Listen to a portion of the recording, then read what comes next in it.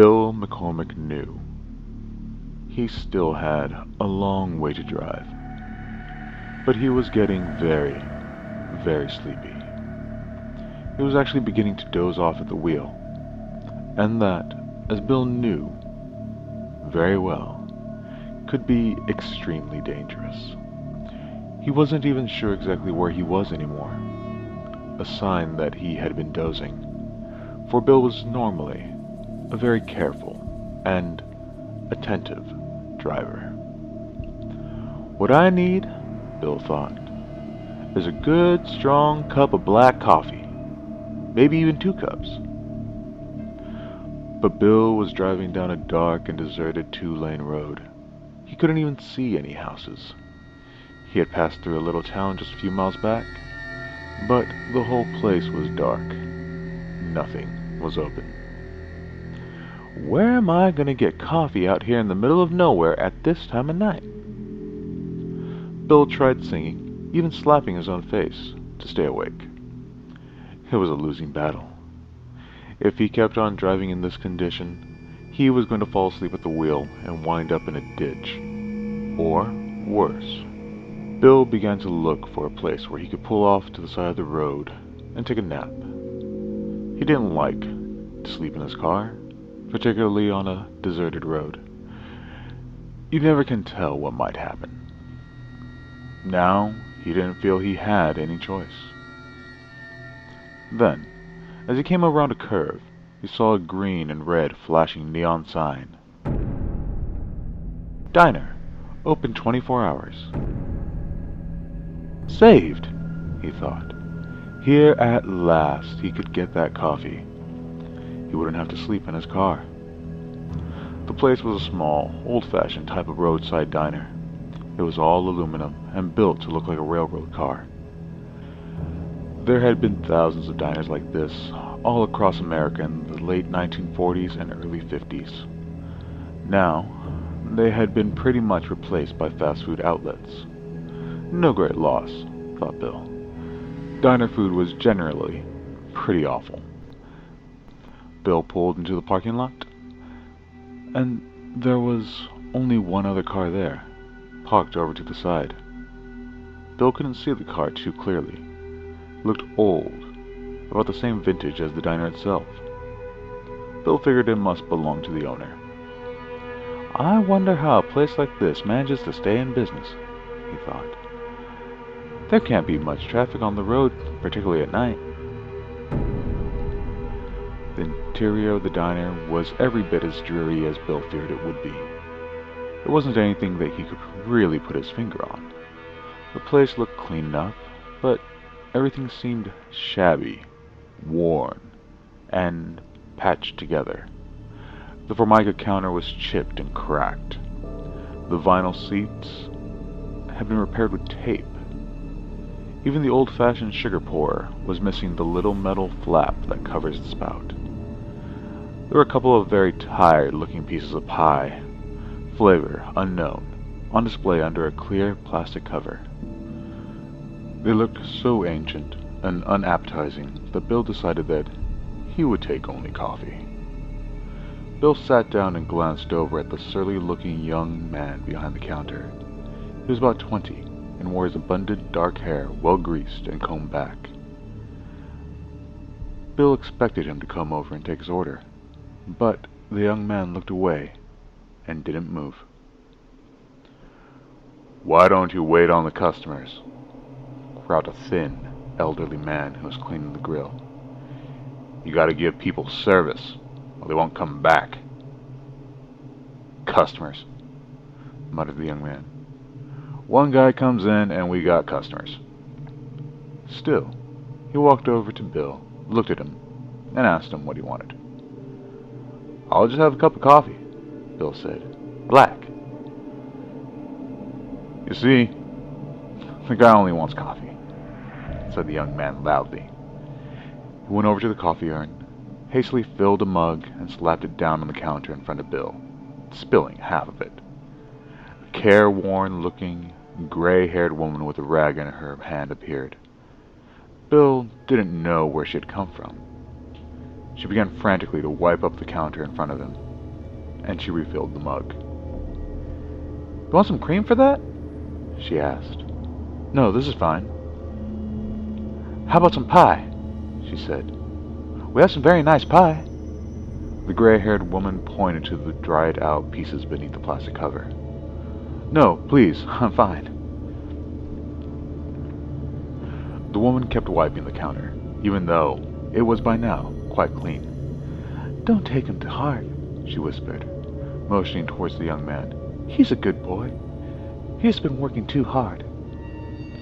The greasy-haired young man heard what she had said and snorted. The older man kept relentlessly cleaning the grill. There was such an air of tension, even desperation, about the place that Bill really wanted to just leave his coffee and get back to his car. But he was afraid that might provoke something. So he drank it down. It was awful, as he had expected. It tasted as if it had been sitting in the urn for a long time. He declined the gray-haired woman's urging for a second cup. He has paid for the coffee, which seemed amazingly cheap, though, considering the quality, perhaps still overpriced. It was with a real sigh of relief that he left the place and got back to his car. The experience, as much as the coffee, had left him wide awake. He wasn't worried about falling asleep at the wheel anymore. As he pulled out of the parking lot, he saw the gray-haired woman in the doorway of the diner, waving at him. He wasn't going back there, so he pretended not to notice, and just drove off. An hour later, the thoroughly exhausted Bill McCormick reached his destination. As he was undressing for bed, he realized that his wallet was missing. He had taken out his wallet when he had paid for his coffee at the diner. "I was in such a hurry to get out of that place, I must have left it on the counter," he thought. "Now I'll have to go back there." The following morning, Bill seriously considered just forgetting about the wallet.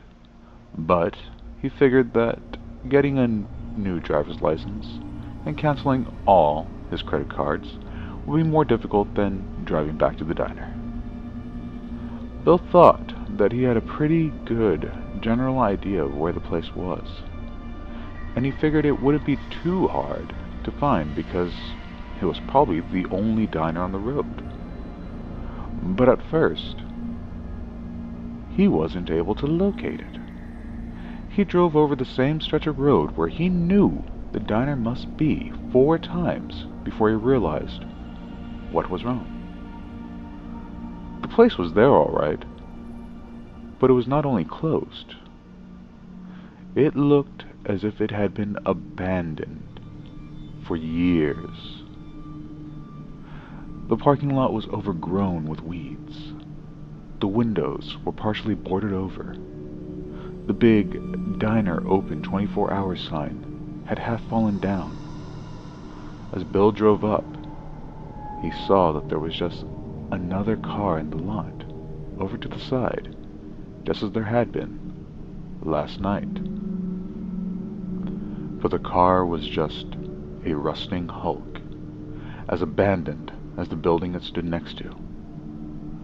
Though Bill was feeling very uneasy, he forced himself to peer into one of the windows, where the boards had fallen away.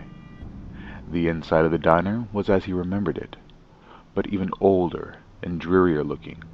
Clearly, no one had been inside this place for years. There was a thick layer of dust on everything.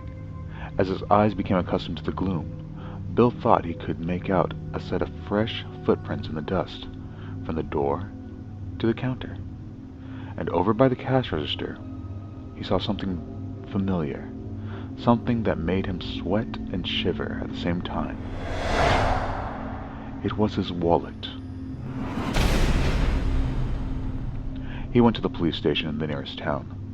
Before he told his story to the officer behind the desk, he launched into a long explanation about how crazy the story sounded, but that he was not crazy, nor had he been drinking or anything like that. Bill wasn't even allowed to finish his explanation. The officer raised his hand and said, It's about Tom and Edna's diner. About 5 miles down the road, isn't it? Yes, said Bill, now more puzzled than ever. I was there last night and left my wallet. When I went back, the place looked like it had been closed for years. I don't know what happened. It's a pretty depressing story, said the officer. Tom and Edna Porter built the place right after World War II, put every penny they had into it. They thought that there was going to be an exit from the interstate that would funnel traffic right by them, and that they would do a big business. The exit was never built, and the traffic on the road in front of their diner just dried up. Tom and Edna couldn't walk away from their dream. They had invested too much of themselves in it. So they kept on working the place with their son, Bert. They believed that if they worked hard enough, they would somehow be able to make a go of it. It was impossible, of course. There never was going to be enough traffic to support a diner at that spot. They really did keep it open 24 hours a day, just the three of them. No one knows how. The place was usually empty, particularly at night, and they didn't have money to fix anything. And the strain got pretty bad. They used to fight all the time and drive away the few customers they had. For Tom and Edna, the place had become an obsession. They couldn't stop, even though it was hopeless and was killing them. Bert should have left, but he wasn't the brightest guy in the world. He just hung on until one night the strain became too much. There was a big argument, and he shot his parents and himself. That was back in 1956. Murder-suicide makes a big splash in a little town like this. Nobody ever forgot the case. The diner has been boarded up ever since. A lot of people say that they have seen lights on in the diner at night. I've never seen them myself, but my wife has. No local person would ever go in the place, though a couple of tourists say that they have. You're the first person who ever left something there. I hope you didn't have anything too valuable in that wallet, because I'm not going to get it for you. And I don't think you're going to want to either.